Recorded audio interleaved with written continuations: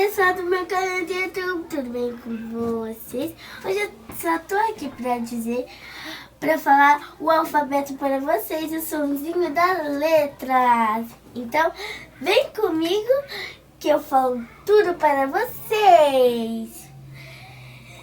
Quero aprender a ler, quero aprender a escrever. As letras têm nomes, as letras têm sons e é muito fácil de entender. A, B, C, D, E, F, G, H, I, J, K, L, M, N, O, P, Q, R, S, T, U, V, W, X, Y, Z.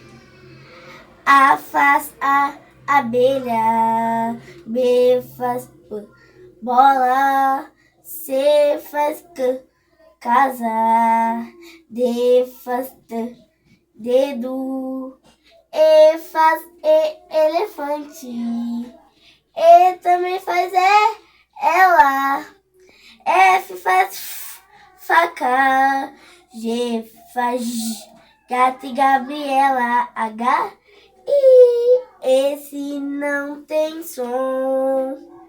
I faz I, igreja.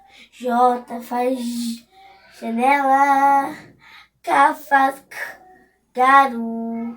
L faz L, lápis, lapiseira. M faz mala. N faz nave.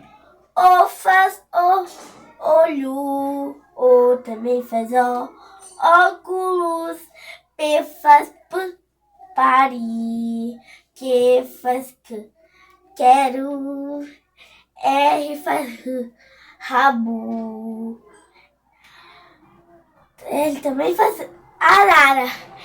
S faz sala. T faz tapete. U faz uva. V faz vaso e também valente. W faz Walter. X faz xícara. Y faz Yara. Z faz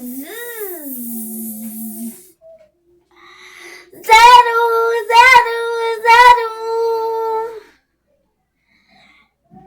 Essas são as letras que você aprendeu. Todas elas falam igualzinho a você e eu. Igualzinho a você e eu. Igualzinho a você e eu. Igualzinho a você e eu. Um beijo, até o próximo vídeo. Tchau.